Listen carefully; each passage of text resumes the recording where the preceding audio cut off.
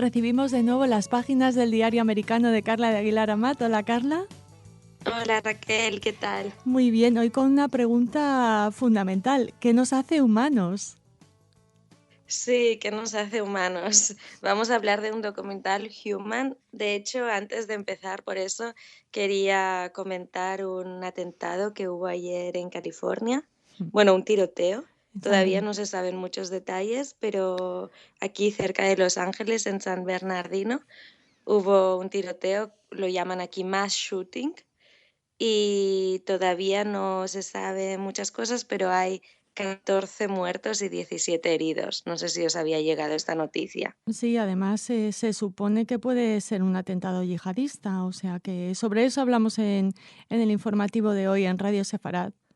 Ah, muy bien. Pues ayer escuchaba sí, a los policías contestando a unas preguntas y la verdad es que dieron pocas respuestas porque iban diciendo que todavía estaban investigando y no querían adelantar acontecimientos, pero sí se barajan muchas posibilidades.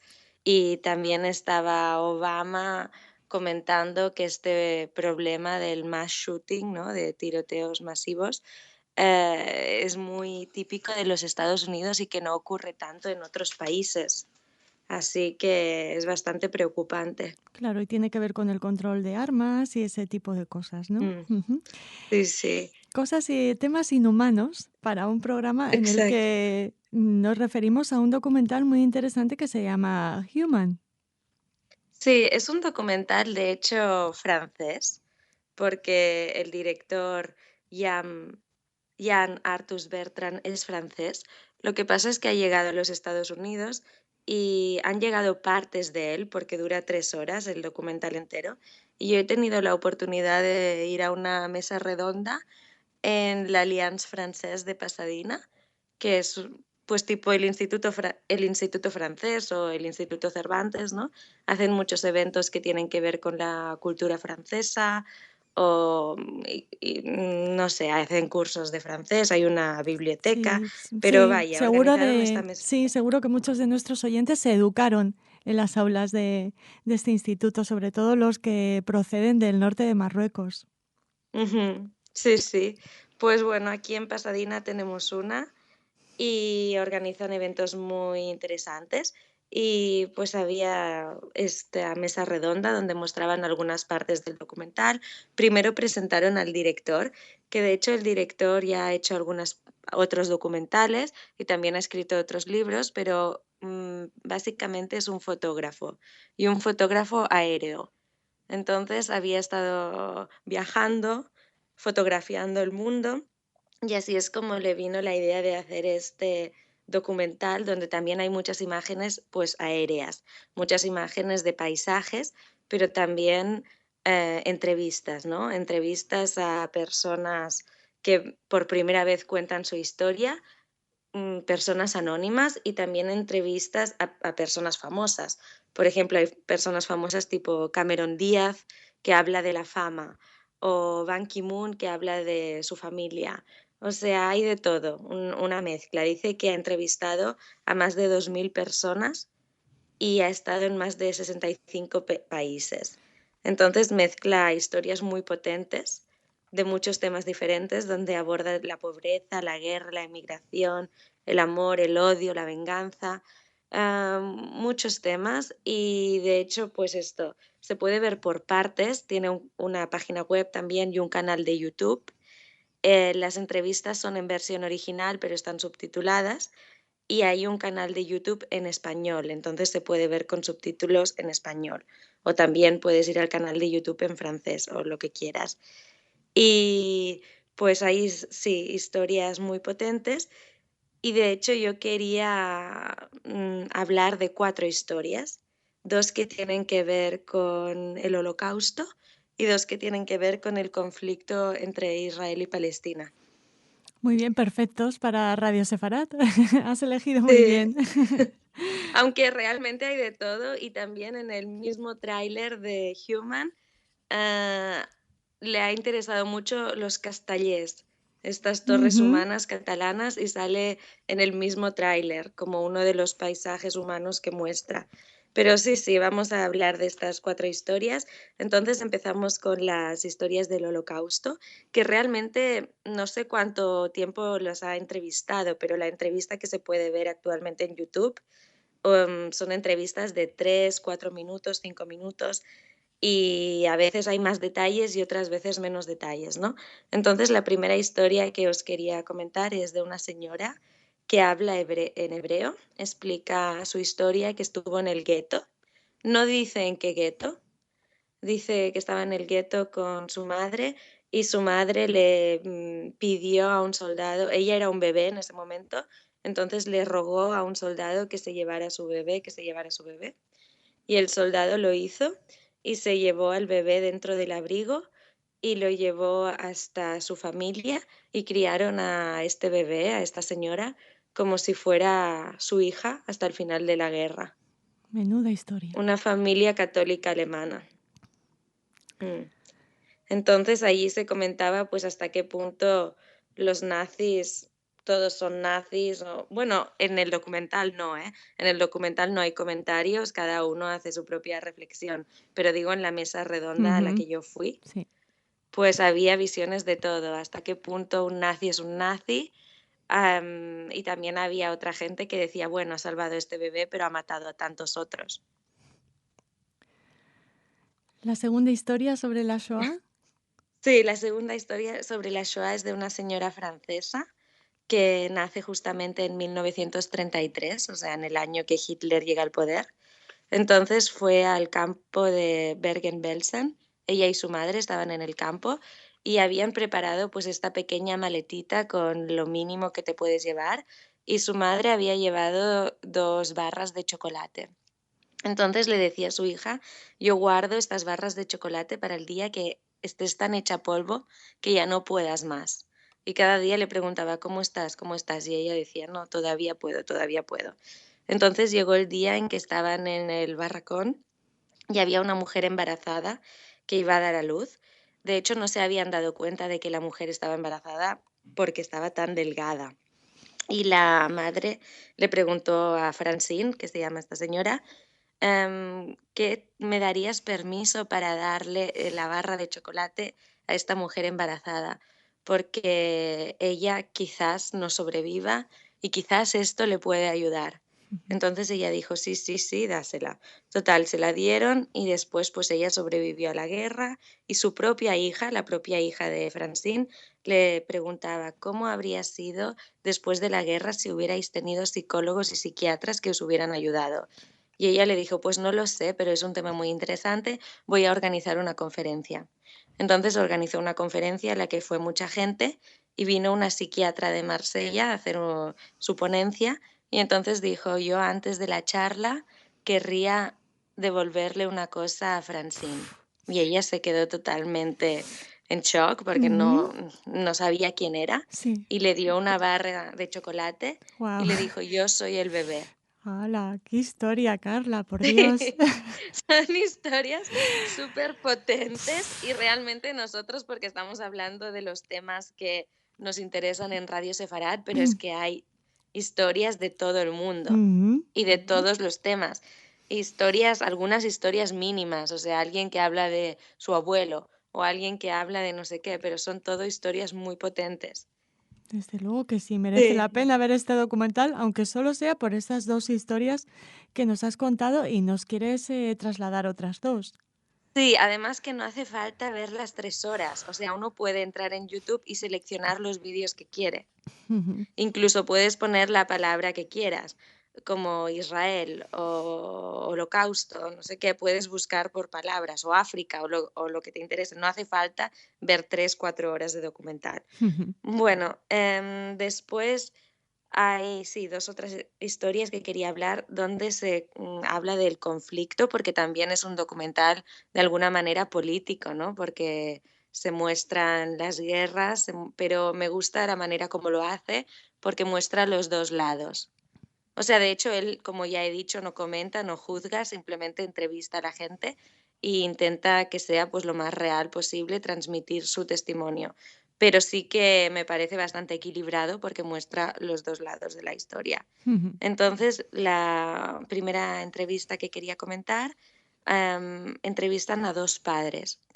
Y una cosa que no he comentado es que cada entrevistado sale con un fondo negro, así que se saca a esa persona de su paisaje original. O Ujú. sea, todas las personas aparecen con el mismo fondo negro. El fondo les Y tam iguala. Ujú.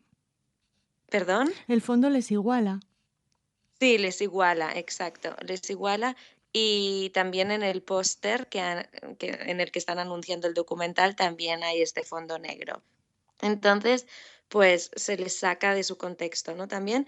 Y en esta entrevista entrevistan a Bassán y a Rami. Los dos son padres. Uno es un padre palestino y uno es un padre israelí. Y los dos han perdido a sus hijas de 10 años.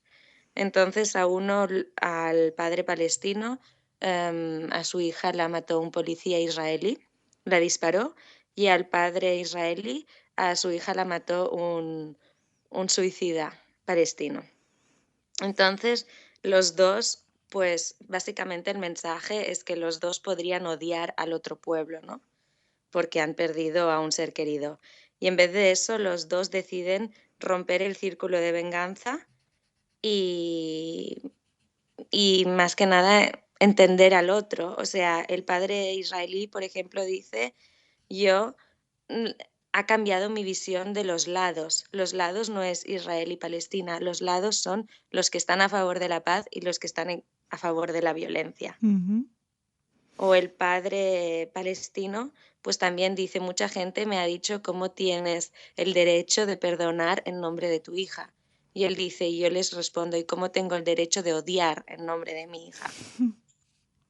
O sea, también, y en realidad los dos están en la misma situación. Ujú. Ujú.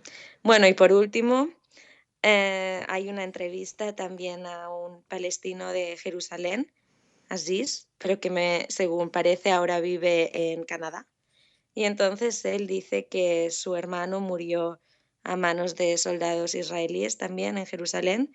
Entonces él también era muy activo, tirando piedras, escribiendo artículos, muy activo y pues de una manera más violenta, ¿no? No, sí, no activo por la paz, digamos, hasta que un día decidió aprender hebreo.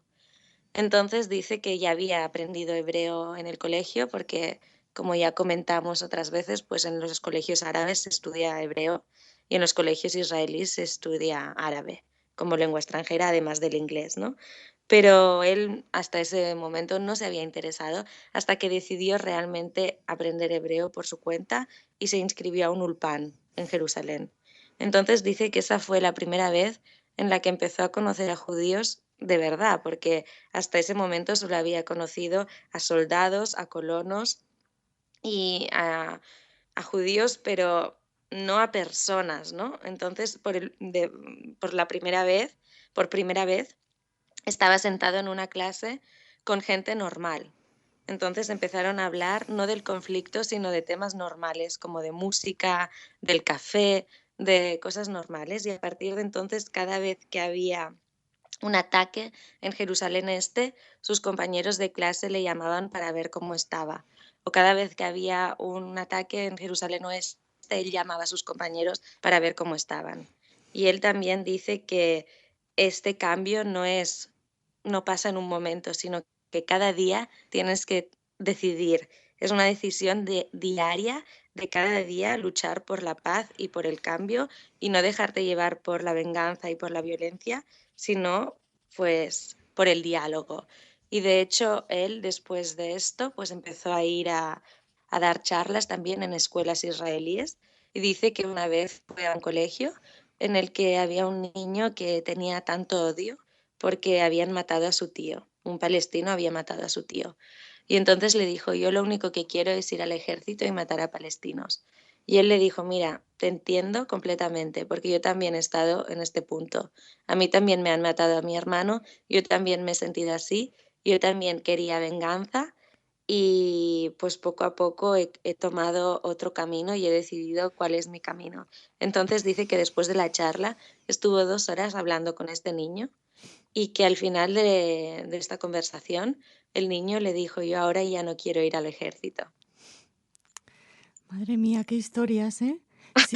Si Radio Sefarad no fuera súper, súper interesantísimo, les invitaría a todos ustedes a abandonar un segundo la radio para ver este documental. Pero bueno, hay tiempo para todo, incluso para hacer una pequeñita pausa musical y volver con la segunda parte de tu programa, Carla. Ujú.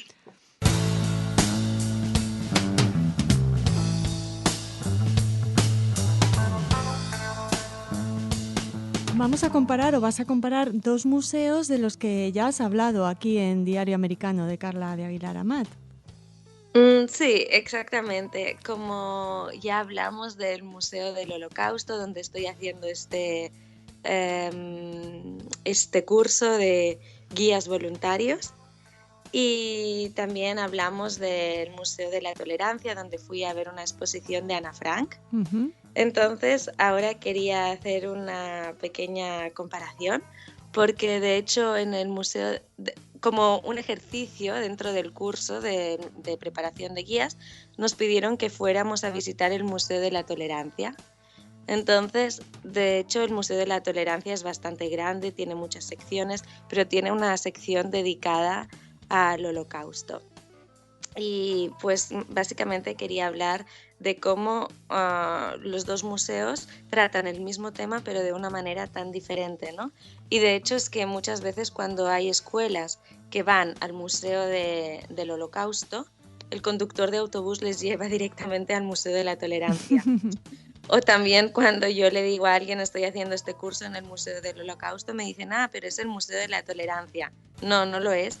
Hay mucha confusión, son dos museos diferentes que sí que tratan el mismo tema, pero también tratan temas diferentes y tienen pues esto, una manera de hacerlo muy diferente. Como ya comentamos en la exposición de Ana Frank del Museo de la Tolerancia, era una exposición in live, ¿no? Como vivida, como que daba la sensación de estar dentro de la casa de Ana Frank. Y de hecho la exposición de el Holocausto es muy parecida, digamos, porque también es un recorrido como de 1 hora o 1 hora y 10 minutos en la que vas yendo, pasando de sala a sala y te van guiando unos vídeos, unas luces y todo un grupo pues entra en el mismo momento y entonces va siguiendo las explicaciones. En cambio, en el Museo del Holocausto es más o vas por tu cuenta o puedes ir con el audioguía o hay visitas guiadas y es un museo más pequeño pero más específico. Ujú. Entonces creo que los dos pues son maneras diferentes de aprender sobre el mismo tema y pues nada, los dos son Se muy complementan, sí, se digamos. complementan. Ujú. Se complementan y además los dos también ofrecen muchas posibilidades de formación, ofrecen charlas con sobrevivientes y ofrecen muchos eventos y muchas cosas complementarias. Y exactamente como tú dices, los dos se complementan.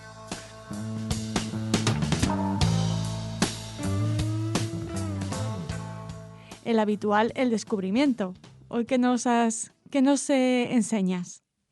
Bueno, hoy un descubrimiento más light, porque ya acabamos de hablar de historias tan potentes. Entonces voy a hablar de Starbucks, porque Starbucks tiene unas tazas navideñas que tienen mucho éxito porque potencian la diversidad. Las tazas pues tienen el mismo símbolo del Starbucks de siempre, pero son rojas, pues para celebrar las fiestas, pero no tienen ningún mensaje en ellas. O sea, no pone Merry Christmas, no pone nada, así que cada uno puede customizar su propia taza y escribir, por ejemplo, Happy Hanukkah Ujú. o o Merry Christmas o lo que quiera.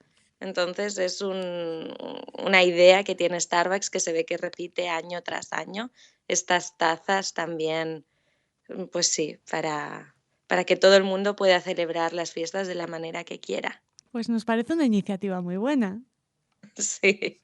Sí, a mí también, la verdad. Y además puedes ver en las redes sociales cómo la gente pone una foto de su propia taza y lo que ha escrito en su taza. Muy bien. Muy bien, Carla, pues un programa interesantísimo como todos los de el Diario Americano de Carla de Aguilar Amat, pero me despido de ti todavía con las historias que nos has contado de He-Man. Así que esperamos que nuestros oyentes se puedan acercar a este documental y por supuesto les esperamos para la próxima entrega de tu programa. Muchísimas gracias. Muy bien, gracias a vosotras.